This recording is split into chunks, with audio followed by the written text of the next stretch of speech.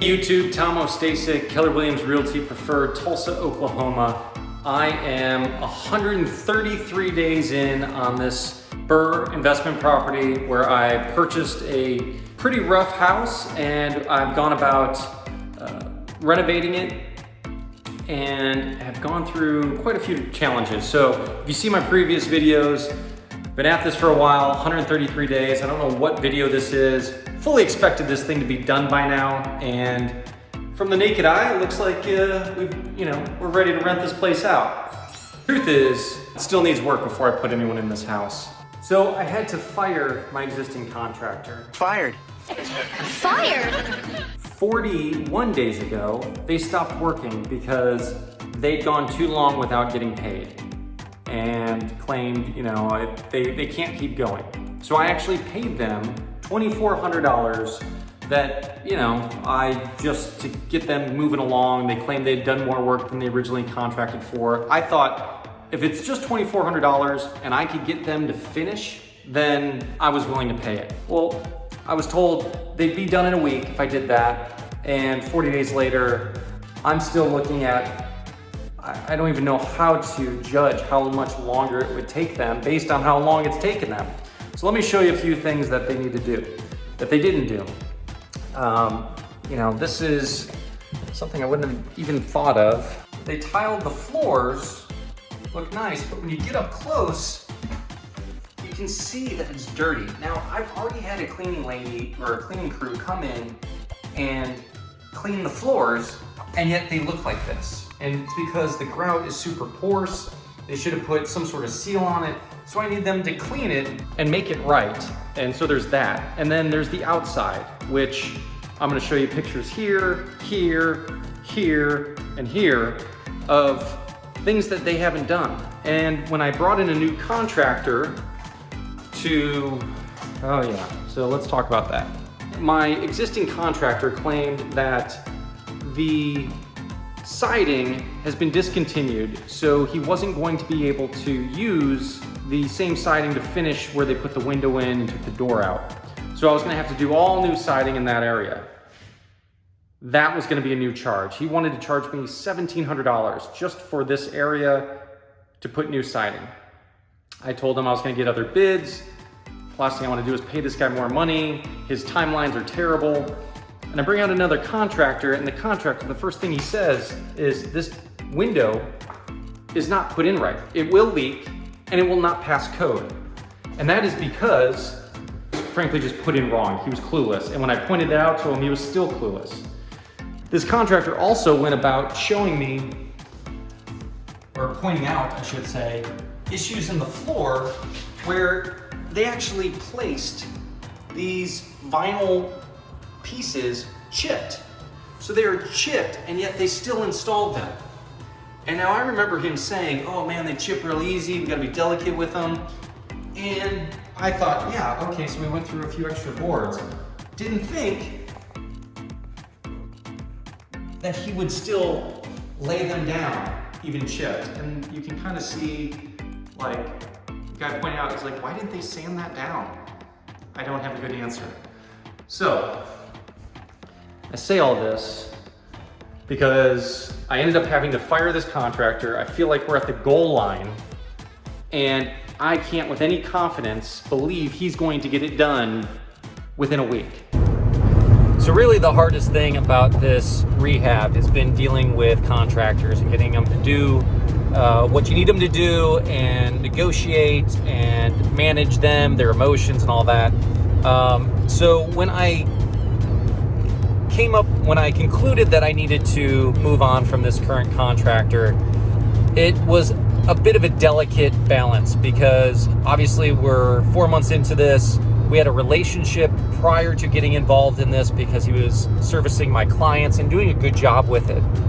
On a weird note, we've realized that we're somewhat related in our grandparents were cousins or something. Just, we figured that out based on his last name. Anyway, I like the guy, and I didn't want to leave things on bad terms. I didn't want him essentially the agreement was I was going to pay him $2,000 on the completion of this project. And so I'm not interested in paying him any more money. And so how do I manage this and not have him put a lien on my property, not have him damage my property, not have him, you know, soil my reputation? You know, it was a delicate balance of how do I do this right so that I maintain a positive relationship. So I've been rereading a really good book called Never Split the Difference by Chris Voss, and it's basically the art of negotiation taught by a former hostage negotiator. And I honestly used that quite a bit throughout this experience. And ultimately, when I went over there knowing I was needing to part ways with him, you know, I was talking to my dad and he's like, you really should share this, because ultimately we walked away from it and he believed it was his idea for us to part ways. And my dad was like, how in the world did you get him to think it was his idea to walk away? And so it was strategic. You know, I didn't go over there, you know, guns blazing, you know, even though I was pretty worn out and frustrated and tired. I basically, you know, kind of forced empathy on him. And I was like, look, man, how did this not get done last week? I asked a lot of questions, a lot of open-ended questions, how, what, basically forcing him to give me answers to, you know, make me feel better about the situation. How was this not done last week? Well, you know, what got in our way from getting this completed the last 2 weeks, like he said it was? How can I be sure this is going to be done this week? And he frankly didn't have the answers. You can see he was kind of conceding like, I screwed up. And so, you know, when I pointed out, man, it's been 40 days since you were like, I need money to continue because you stopped working. And I was like, here it is. Before I left the house, here's your money. And you didn't deliver. So I really kind of forced him to see things from my perspective. And I say forced, it was strategic. And then ultimately I'm like, look, man, I'm not looking to, you know, end things on bad terms, but I don't know if this is a relationship we should continue forward on, because I don't think you can do all the things that you need to do in a timely fashion. And there's things that I need to correct. And so I said, look, I understand if financially it doesn't make sense for you to, you know, do the rest of this. And, you know, if it makes more financial sense for you to move on and do other work. And so basically I kind of positioned it like that, even though in my mind, I knew I was done. I needed to move on. And I said, and he said, well, I need to talk to my partner. I said, look, why don't you guys decide, one, if you want to walk away, or two, I'm going to need you to convince me a plan that it's going to be completed in a week. And these are all the things that I need done. And basically he called me 10 minutes later and he said, you know, he wants, for my benefit, to part ways so I could bring in somebody else to get this done for me, because he, you know, and it basically fell on his sword. We parted amicably. He gave me my credit card and key back, and, you know, we were done. So the good news is I left that in a good place. I don't think that relationship's going to come back and haunt me. In fact, you know, I still probably will use him as handyman for clients, because really that's what he is. Now, this other contractor said, hey, I'll get this done. I'll knock it out in a day or two. So I saw him this weekend, brought him out. It's Monday. I said, hey, look, I fired my contractor. Let's have you do what we talked about, which at the time was just the siding and fixing the window.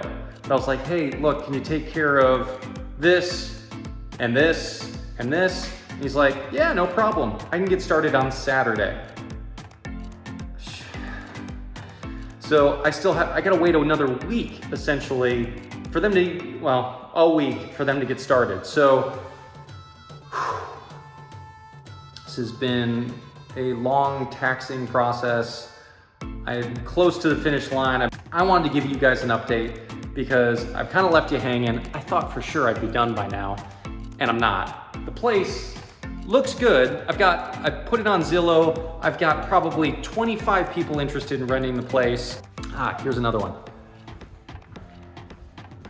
So he pointed out that he used a cut piece of the backsplash rather than, you know, the the edge.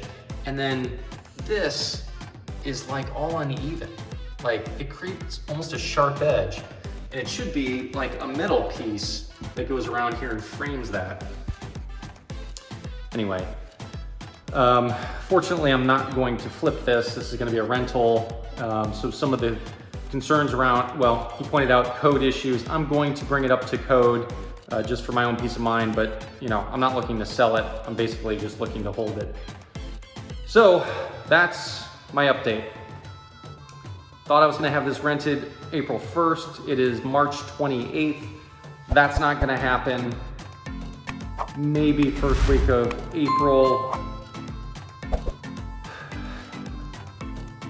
I appreciate you joining me in this journey, and if I have helped you guys in any way, shape, or form avoid some of the newbie mistakes I've made, so hopefully soon I'll be sharing with you the fact it's rented, some before and afters, some lessons learned, and thanks for sticking with me. And if you're interested in buying or selling real estate in Tulsa or Northeast Oklahoma, please hit me up. Once again, I'm TOSTASIK, Keller Williams Realty. Thanks for checking it out. Be sure to hit the like, subscribe, and we'll see you next time.